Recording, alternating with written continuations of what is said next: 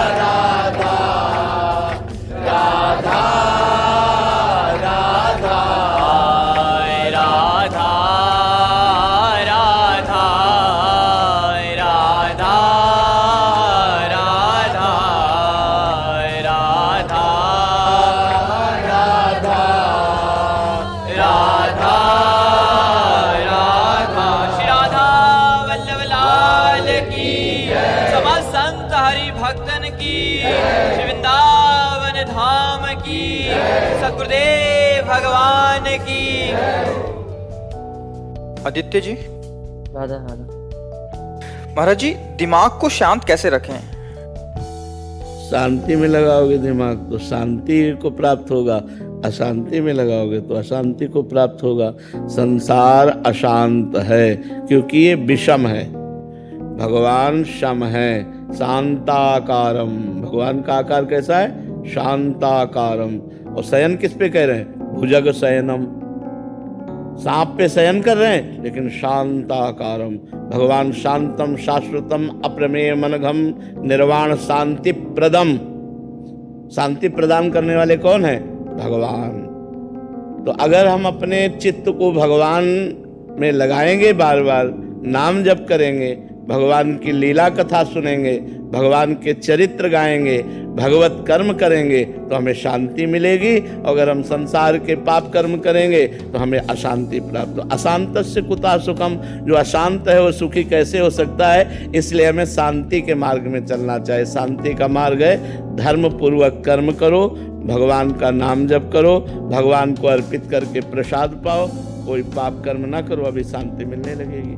नहीं, over thinking में दिमाग खराब होते होते डिप्रेशन में पहुंच जाता है। ज़्यादा चिंतन बिगाड़ोगे तो निगेटिव चिंतन करते करते डिप्रेशन में पहुंचा देगा। तो हमें उससे समय नहीं देना। राधा राधा राधा, अभी आनंद आने लगेगा। नाम जप करते हो? काउंटर कहाँ है? ऐसे चलता है, श्वास श्वास। अरे ऐसे नहीं। युद्ध क्षेत्र में जैसे हर समय हम रहते हैं ना, तो बंदूक पिस्तौल अपने सब, ऐसे ही हमारा युद्ध क्षेत्र माया संसार है। हमें काउंटर है, माला है, सुमिरनी है, ये हमारे पास होना चाहिए जेब में। वैसे अंगुली में ही काउंटर, हमें 2 मिनट टाइम मिला, राधा राधा राधा राधा राधा, 1 मिनट में राधा, एक बार ही मिला तो राधा, फिर बातचीत राधा। ऐसे हमें जीतना है, संसार से जीतना है।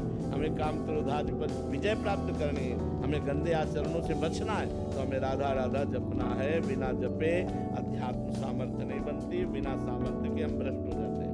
नमन जी, गुरुग्राम से। राधे राधे महाराज जी। महाराज जी, नाम जप करने लगा हूँ आपकी कृपा से, पर महाराज जी नींद कम से कम आए, इसके लिए क्या करूँ? नींद बहुत आती है। इसकी तुम चिंता मत करो, नाम जप पे लगो, अपने आप सब ठीक हो जाएगा। जब जागे तब प्रिया भजे ने सोए टांग पसार। स्वामिनी का चिंतन करते हुए सो गए तो निद्रा समाधि स्थिति।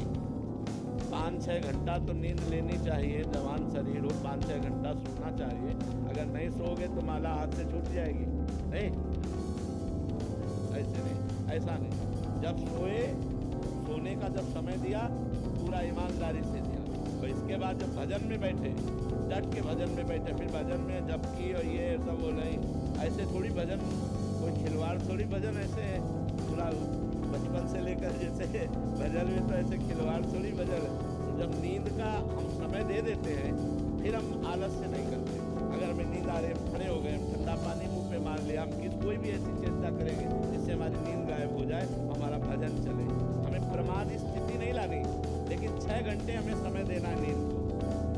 जवान शरीर है, 6 घंटे समय देना है नींद को। जो शरीर से क्रियाएं करते हैं, जो हम खान पान करते हैं, संसारिक चिंतन होता है, तो इंद्रियां थकित हो जाती है, उनको 6 घंटे विश्राम चाहिए। तो नाम जप करते हुए 6 घंटे सो जाओ, इसके बाद फिर लड़ो, फिर नींद नहीं आनी चाहिए।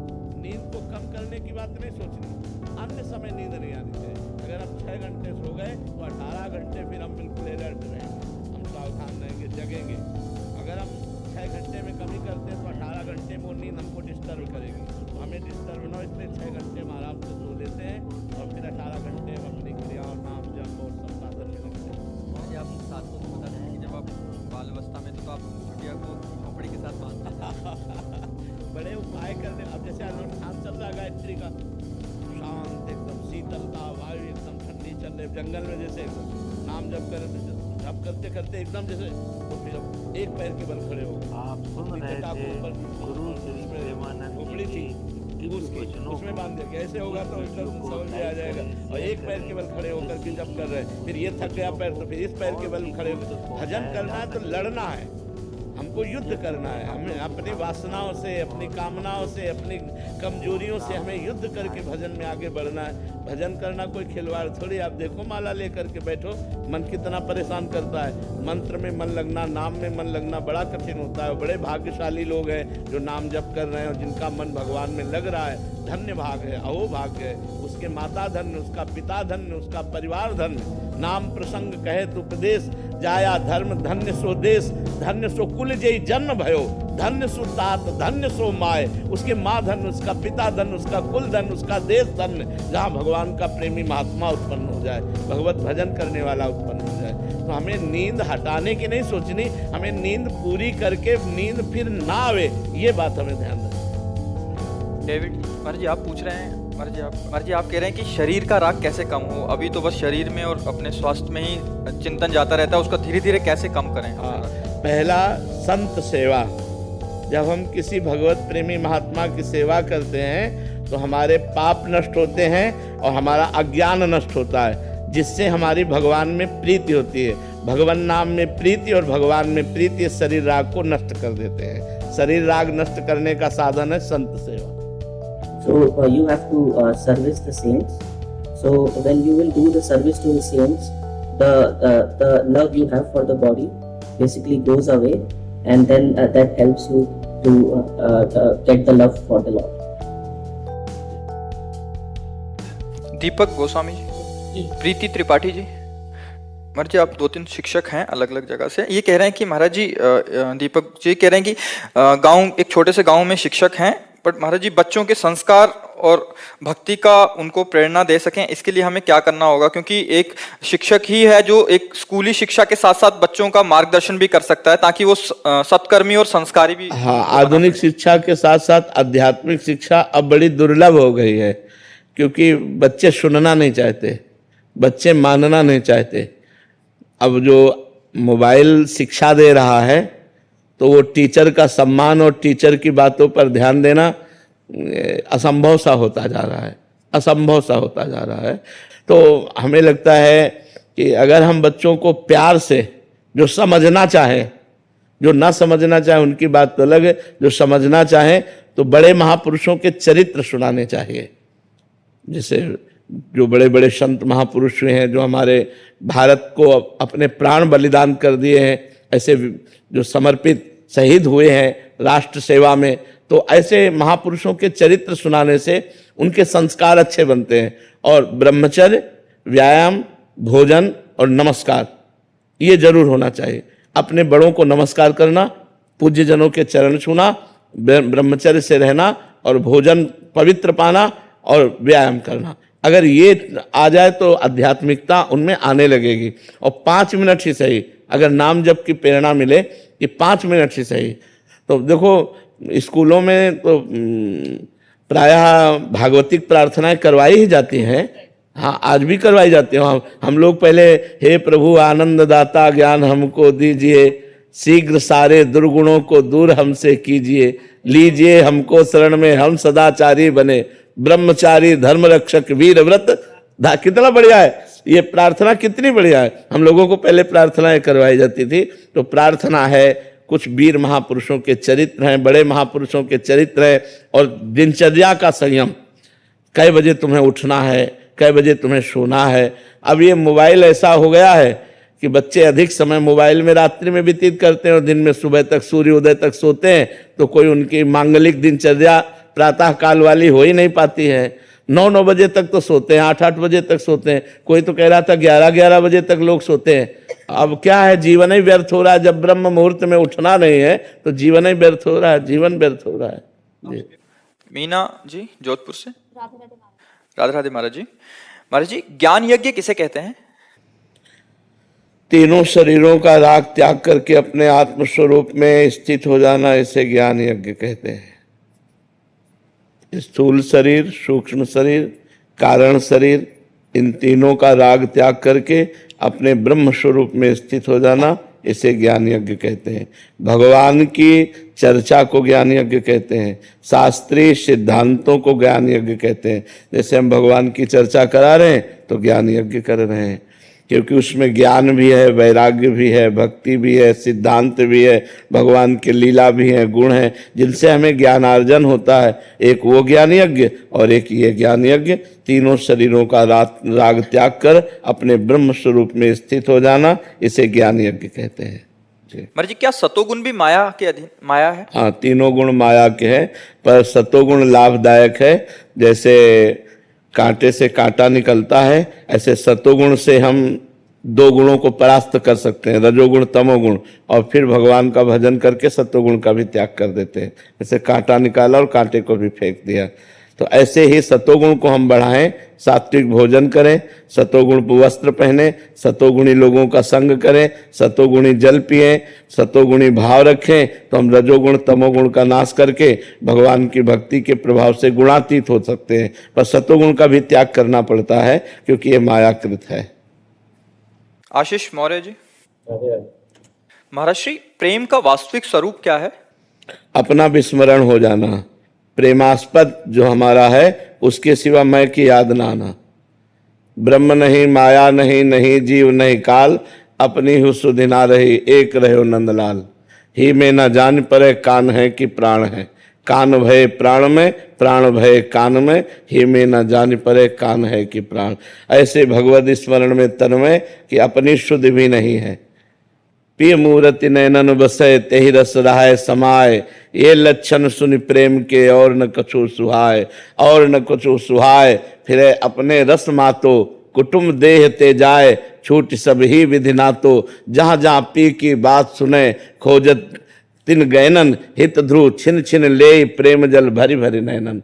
राधा राधा राधा, और कुछ स्मरण नहीं, यही प्रेम का सिर। देखो, आपकी कृपा बल से लगता है कि अपना काम हो गया, उसमें कोई अहंकार तो नहीं लगता है कि अहंकार? नहीं नहीं, कृपा बल से जब समझ में आ रहा है तो काम होना तब समझ लो, जब कोई कामे नजर ना आवे, काम क्रोध लोभ मोह मद मत्सर छह विकारों का प्रभाव ना हो, शरीर भाव ना हो, हर समय भगवत स्मरण चल रहा हो, ऐसी बात समझ लो। बबीता जी। श्री हरिवंश महाराज जी। गुरुदेव भगवान, क्रियान्वित रहते हुए भाव समाधि कैसे लगती है? जब हमारा निरंतर भजन चलता है तो भगवान के कृपा बल से शरीर की क्रियाएं होती हैं, वो करता नहीं होता, और वो स्वयं में स्थित रहता है। भगवत स्वरूप में स्थिति ऐसी गाढ़ हो जाती है जैसे गोपियों की थी। अब गोपियां दही बेचने जा रही हैं। विक्रेतु कामा खिल गोप कन्या, मुरारि पादार्पित चित्त वृत्ति, दध्याधिकम मोह वसाद वोचद, गोविंद दामोदर माधवेति। वो जा रहे दही बेचने, उनको याद भी था कि मैं दही बेचने जा रही हूँ, लेकिन ऐसी भाव समाधि लगी हुई श्री कृष्ण में कि वो कहती कोई गोविंद ले ले, कोई दामोदर ले ले, कोई माधव ले ले। कहना चाहती कोई दही ले ले, लेकिन निकल रहा है कोई गोविंद ले ले, कोई दामोदर ले ले, कोई माधव ले ले। तो जब हम नवधा भक्ति करते हैं तो नवधा भक्ति में नवी भक्ति है आत्मसमर्पण। जब आत्मसमर्पण हो जाता है तब हमारा प्रभु से भाव संबंध होता है।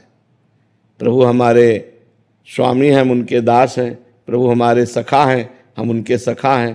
प्रभु हमारे पति हैं, हम उनकी प्रियतमा हैं। प्रभु हमारे स्वामी हैं, हम उनकी सहचरी हैं। अलग अलग भाव उसी भाव संबंध में वो भाव समाधि में डूबा हुआ अपने सांसारिक कार्य भी हो रहे हैं, लेकिन उसको बोध नहीं, वो भगवान करवा रहे हैं। वो भगवान में स्थित है, प्रियालाल में स्थित है और कार्य भगवान करा रहे हैं। सब कार्य वैसे ही होंगे जैसे हो रहे हैं।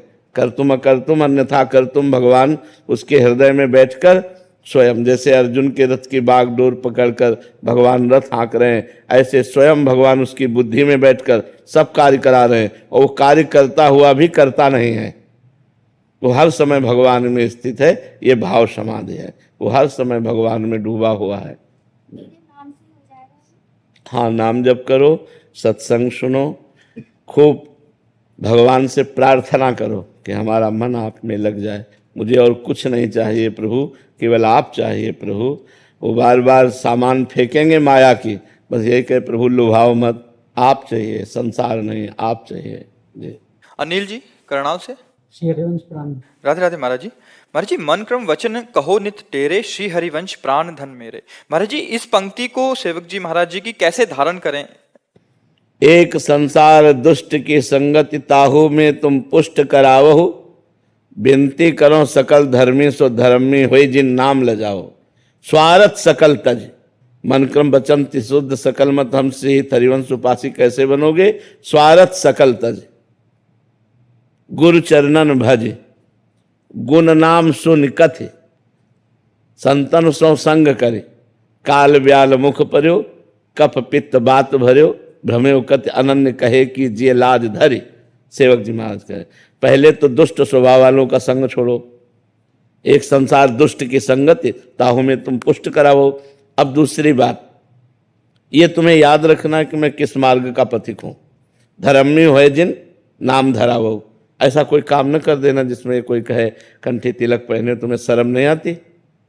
ऐसा कोई काम मत करना जिससे तुम्हारी कंठी तिलक को कोई कहे कि यार कंठी तिलक पहने तुम्हें झूठ बोलने में शर्म नहीं आती, तुम्हें व्यभिचार करने में शर्म, तुम्हें गंदा काम करने में शर्म। तो वो हम ऐसा कार्य न करें। फिर कहा स्वार्थ सकल तज, स्वार्थ का त्याग करो, परमार्थ पे चलो। परमार्थ पे चलना क्या है? गुरु चरण गए, गुरु भगवान के चरणों का आश्रय लो। गुण नाम सुन कथ, भगवान के गुण, लीला गुण, भगवान के चरित्र, इनको खूब सुनो और कथ खूब इनको गाओ। भगवान का नाम कीर्तन करो, भगवान का नाम जप करो, भगवान की लीला चरित्रों को गाओ, भगवान के लीला चरित्रों को सुनो। गुण नाम सुन कथ और संतन कर संग कर। जो भगवत प्रेमी महात्मा जन है उनका संग करो। और इस शरीर को ध्यान रखो, मरने वाला है। काल ब्याल मुख पर्यो, काल रूपी सर्प के मुख में बस लील जाएगा, वो किसी क्षण नष्ट हो सकता है। काल ब्याल मुख पर्यो, कफ पित्त बात भरो। इस शरीर में कुछ नहीं, कफ पित्त बात भरा हुआ है। एक ज्योतिर्मय परमात्मा का अंश है, उसी से प्रकाशित हो रहा है। भजन कर लो, गुरु चरणों का आश्रय लेकर खूब लीला नाम वाणी में लगे रहो, बस आ जाएगा मन क्रम वचन शुद्ध सकल मत। अन्य किसी का संग ना करो। अब अन्य उपासकों का संग करोगे तो अलग अलग धर्म है, अलग अलग नियम है, अलग अलग कर्म है, तो आप किस किस को मानोगे? अब मानो जैसे हमारे में है तो रसिक अनन्य उपासना है, इसमें श्री जी और लालजू के सिवा कुछ नहीं जोड़ा गया।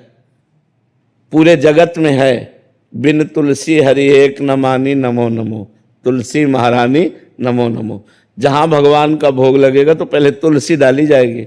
अब अपने यहाँ तुलसी जी सहचरी है, वो थाली में नहीं पास में विराजमान है, तो हम उनको चरणों में चढ़ाते हैं, श्रृंगार में लगाते हैं, पर भोग में नहीं डालते। तो उपासना पद्धति अलग अलग है। अगर हम अन्य से संग करेंगे तो हमारी उपासना का रहस्य नहीं समझ में आएगा। फिर मन क्रम वचन शुद्ध सकल मत हम श्री हरिवंश उपासी, ये बात समझ में नहीं आएगी।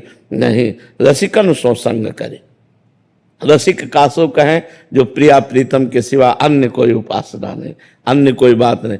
इष्ट मिले और मन मिले, मिले भजन रस रीति, तहा निसंक होए मिलिए, तासो कीजिए प्रीति। अपना इष्ट मिलना चाहिए श्यामा श्याम, मन मिलना चाहिए और अपनी रस रीति उपासना मिलनी चाहिए। ऐसों का संग करे, नहीं तो असंग रहे, नाम वाणी का पाठ करे और अपनी उपासना में रत रहे तो हो जाएगा मन क्रम वचन शुद्ध सकल मत हमसे ही हरिवंश उपासी। समझ में आई बात?